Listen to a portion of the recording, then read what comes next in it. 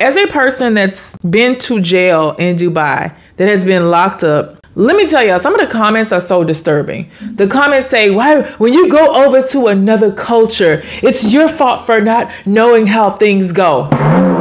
On social media, especially in some of these comment sections, we'll see such a toxic level of like a lack of self-awareness and the inability to show any sort of empathy or compassion for other human beings. That's one of the downfalls of social media, and I love social media, but it really allows a lot of y'all to show your damn horns and your ignorance and your illiteracy and your brokenness and the fact that you can't tell the truth to save your life. Okay, I'm getting off topic here. Let me reel it back in. So one thing that I'm finding is I come here at the end of a long day and I come and talk to you all. Really, I'm talking to myself, and you're going to see this whenever I decide to edit and post it. But I want to go over something with you tonight, and it's been disturbing me. It's been bothering my spirit. I didn't say anything the first time. A few months ago, there was a woman in Dubai, an American woman over in Dubai. She was trying to return her rental car, and something happened with the discrepancy in the pricing. They threatened to throw her in jail. There's a girl from the other day. They said that I believe she shouted or she might have nudged or something at one of the officials in Dubai.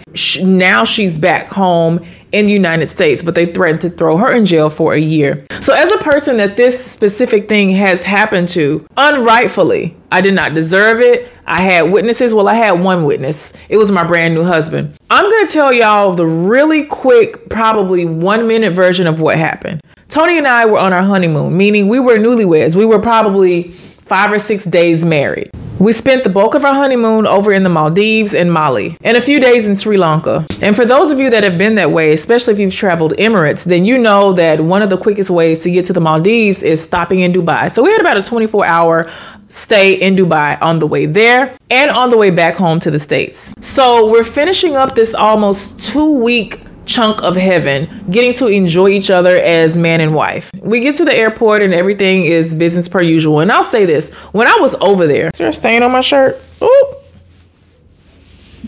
That's mustard. I love extra mustard. I'm gonna tell y'all my childhood reason why I love a lot of mustard too. When we were there, I noticed that there was just a complete overlooking me as a woman. If the driver was gonna open the door, they opened it for my husband. If they're gonna get our luggage, they got my husband's first. You know, I was pretty much invisible. I expected that and I knew that. When you visit the Dubai Mall, you can see the rules clearly marked. They do not approve of same-sex relationships. Women need to be fully covered, not too extravagant. And because I was a person that looked like me, meaning I had this kind of complexion when I went there, I was extra careful not to do anything to make myself stand out or stick out like a sore thumb. And I also know there's an overall level of contempt for Americans across the globe. That's a whole nother video though. So I knew to keep my mouth shut and my head down, to walk behind my husband. And I'm not even tripping. This is literally what I did. So we get to the airport, getting ready to leave. We're both tired. I have this amazing tan. I had my hair pulled back in a slick back bun, not my ponytail out. Hair was in a bun. I had one of my husband's large t-shirts on, a pair of baggy jeans, sneakers, looking as plain Jane as possible. So we get past the security checkpoint and we're getting ready to go through their version of the TSA. I forget what you call it. I try to put this whole thing out of my mind. So there was this zigzaggy thing. The zigzaggy thing, you know, the ropes that you go through. There was literally nobody in the line because it was a red-eye flight. It was just my brand new husband and I. So the zigzaggy thing. So he's going through the zigzaggy thing. And I'm looking around like, bro, it's literally 30 zigzaggy things. So I said, there's one round. I was like, oh, okay. So like we do here in America, we lift it up. I lifted up the thing. Oh my God, what did I do that for? So my husband was going through the zigzaggy thing. I A-lined it straight to the checkpoint and he and I met each other at the same time. So this TSA, or the Dubai version of the TSA dude, he's every bit of 5'4", and I'm going to be very descriptive because I remember his face. If I saw him right now, I would know him. I remember your face, dude, if you're watching this. He had bad teeth. He was balding right here in his temples, very burned skin, as if he worked in the sun on his second job. And there was this evil loneliness in his eye. So he sees me do what I did, and he looks at my husband, he looks at me, and he was like, you need to go back. You need to go back. Or in his, I'm not going to mimic his accent. So basically he tells me to, like a kindergartner, like you would do a child, go back and start over, because why did you do that? You're not supposed to do that here. And I was like, oh, okay, I'm so sorry. No, I was like, oh my goodness, I'm so sorry. Nobody was in the line. He was like, you do not talk. You don't speak. And I was like, bruh, what? You know, I'm getting all apologetic and about to turn back around. So then he like belittles me. You don't speak. Just basically do what I say. He raised his voice at me. I look at my husband because, boy, get out of my face. You 5'4". Like, get out of my face. No shade to short dudes, but shade to this one right here. Boom. So I look at my husband and he's like, look, babe, I'm just trying to get up out of here. Just comply. So I'm huffy puffy, but I'm under my breath huffy puffy. Remember, because I forget which rapper it was, but I think one of his homeboys had like a remnant of some sort of drug paraphernalia. And when I say drug paraphernalia, it could have been like a picture of something in his luggage. And they tried to give him 60 months in jail, 5 years. So I knew to shut my butt up and comply. And I was just like, man, Tony, I was like, talking to my husband, I was like, come on, bro, this is wild.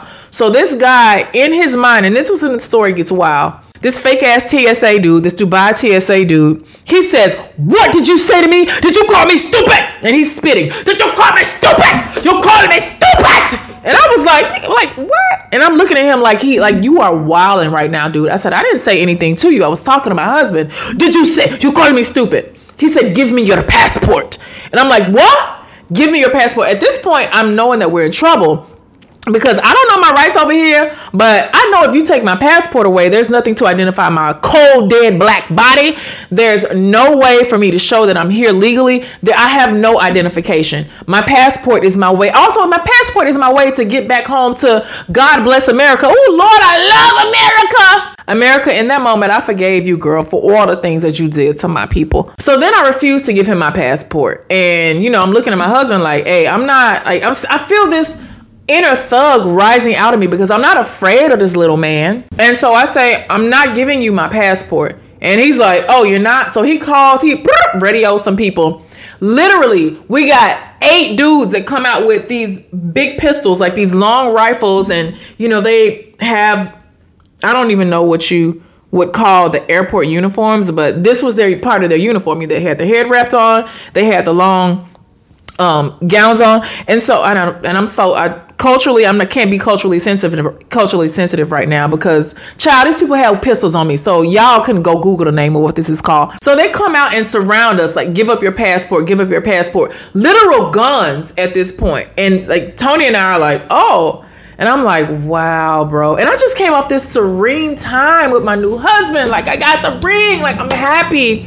Nothing is bothering me. So at this point, so they take us to this back airport office. And I kid you not, the guy, the 5'4" TSA, fake ass TSA dude, he's sitting at this desk. And this other guy had on a little beret. I guess he was like the head fake ass TSA dude. I don't know what he was. So the head fake ass TSA dude, he's like, you Americans, you come to this country and you think you are a king. Here, you're nothing. And you will never leave here. And he's looking at me with a smirk. He is so satisfied in this moment. And I'm looking at Tony like, okay, I don't have it in me to cry. And I was like, bro, I said, I don't think I'm a king when I come to another country. I said, we're just hardworking people. We came over here for and Tony's like, hey, just, be quiet. He's like, you think you're the king. You think you're nothing. He's going on and on and on. I was like, I'm a black woman in America, boo-boo. And I was like, and I came over here. I said, I don't think that of myself. I just want to go home. And he's like, no, you're not going home. At this point, he looked at my husband. He stopped talking to me. And I was like, Tony, like, do you want me to cry? Like, should I start like the waterworks? And he's like, nah, just chill. My husband's like, no, I'll take her passport and I'll keep it. So at this point, I'm starting to realize what happened. It's just like this man machismo, maybe Napoleon complex, or I don't know what you call Dubai Napoleons. I'm sure they got some over there too. Like, this is what's happening. So I'm like, okay, cool. Let me shut up and let the men folk handle it. So then they take us to this next room, and all these guys, the ones that had the guns drawn on us, they're in this next room. There's no chairs. We're all standing up.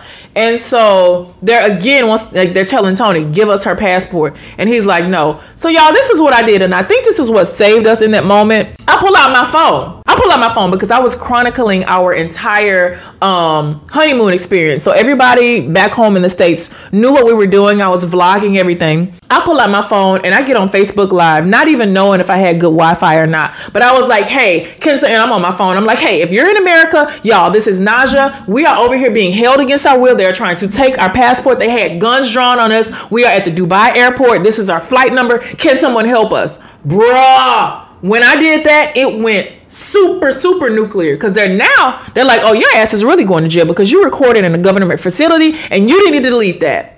And I was like, okay, I'm gonna delete it. I never deleted the video though. Or they tried to take my phone, but I was like, oh no, my phone was locked. They're like, unlock the phone. I'm like, no, I'm not gonna unlock the phone. Cause at this point I'm thinking I'm seeing what it was trying to do. And I don't know what it was about my spirit or about the sense of peace that surpassed all understanding that I had at that point. I wasn't scared. Like, I wasn't scared. I was like, if y'all gonna lock me up, like, that's crazy, because I'm gonna get out. Like, I don't have a lawyer over here. I don't even know like what y'all's legal system looks like. Do y'all have court? Do you straight hang people? Like, I don't know what it looks like. So this other man, the one that said you would never leave this country, he comes back in the room. Oh, I forgot to tell y'all this. When we were sitting at the desk being chastised, like we were in the principal's office, I'm pretty sure there was a picture of Osama bin Laden back there, and that's not racist. Osama was not. I don't know why Osama would have been in the Dubai office, but there was, some imposing looking figure back there, and he's sitting there at the desk looking at us. So this is our view of what we see. So fast forward, I put the thing up on Facebook.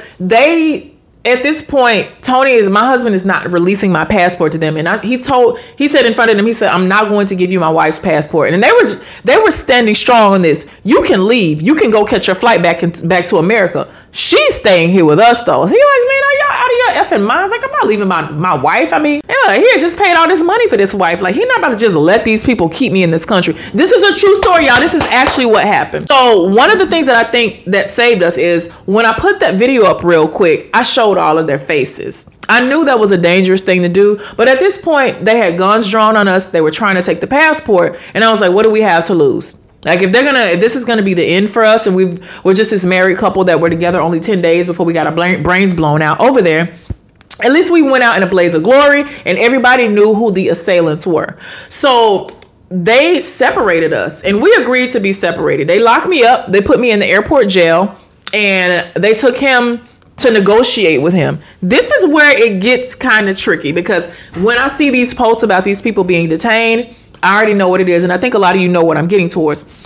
So I'm sitting in the jail. There's this French woman. She speaks a little bit of English. Cool as a fan. She and I became friends. We still keep in touch to this day because we have a trauma bond now. When I say she was cussing their ass out, and I'm scared, I'm like, Naja, you already black. Like, you need to chill. But I saw this white girl, this French girl, cussing their ass out. You're holding me against my will. Like, she's going off. And I was like, wow. Like, I literally love this girl. When we were in France, we actually got a chance to hang out with her this past year. I saw the hierarchy still, because there was a lot of women sitting in this airport jail with me. There was a couple of guys, but it was mostly women. And I was like, oh, these dudes, these fake ass Dubai TSA dudes are trying to shake people down. And lo and behold, I could see them through the little window. Like, I'm over here like, oh, nobody knows. Clinking my little tin can. You got to be a certain age to get that reference. So I'm seeing these guys negotiating with my husband. And I'm seeing him stand here like this. Like, he's just looking around, making eye contact with him. At this point, he's tired and exhausted. I was like, they're negotiating. They're asking him for something. Like, what is it? Then they start to touch him. They start to touch his arms, and they're like, who are you? What's your name? I was like, they think he's an athlete. They think this dude is one of those rich black athletes that has money to blow. And you guys, and I know you pretty much know where I'm going with this now. So after about 6 hours in lockup, they're getting ready to transport me out of the airport jail into some other location. And so then at this point, I was like, hey, no. Like, y'all need to bring somebody over here. Like, let me talk to my husband. Like, they let me talk to him through this little thing, their supervisor. And I was like, hey, what's going on? He was like, they want $3,000 from me to let you go. Now, at this point, they've held me so long that we've missed our flight. We knew we were gonna have to buy new flights. He's like, they want three stacks or 3 racks. What's 3,000? I don't know what the street terminology is for thousands, but this is what they wanted from us. They wanted this amount of money to let us go on about our day. So, I was like, no, absolutely not. Because at this point, it's on principle. Like, no, we're not about to pay that. For what? We didn't do anything. So the little 5'4", 5'2" Dubai Napoleon dude, he comes back and he's like, admit it. You called me stupid.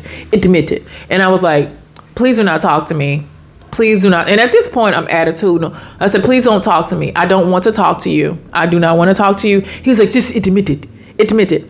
I knew at that moment that they were losing negotiations. They weren't going to shake us for anything. Is when I posted that Facebook video, Charlotte Smith and Angela Williams, both from Memphis, Tennessee, they rallied thousands of Americans to call the U.S. Embassy and flood the consulate over in Dubai with phone calls. They sent them the videos. They appealed on our behalves. This person came up to me and said, can you tell your friends to stop? They're clogging up the lines. And I was like, no. So I know like between that and whatever my husband was saying out there to them, that helped to put pressure on those people.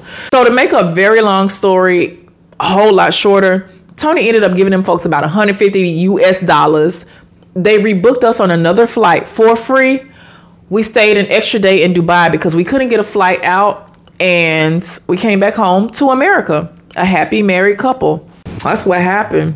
So when I see these women, when I see these stories of these people that are being locked up, I know they probably didn't do anything that warranted them being locked up. No, they didn't go over there being loud and snapping their fingers and rolling their necks and rolling their eyes and chewing gum and being hood rats. First of all, if you're all the way over there in Dubai as an American, that means you got some coin. Number two, you know the rules because they're posted everywhere you go publicly. And lastly, based off how they make you feel, just because you have a vagina over there, you are already closeted, you're closed off, and you're a little bit fearful. When you guys see one of these stories, I want you to have a little bit more compassion because they're trying to get a coin from these people. This is happening more often than not. And of course, there's so many stories that aren't making the news when the people are just paying the money because they're afraid or because they just don't want to deal with it. This is why these guys over there keep doing this. So I won't sit up here and discourage any of you from going over to that country. So technically, I didn't go to jail. I was in airport jail. I never got transported off the airport grounds, but I know how those people felt. And I feel for those women, especially the women, every time I see something like this happening. All right, I'm out. Y'all have a good night or morning whenever you're watching this. I know I'm crazy. I know I'm crazy. I know I'm crazy.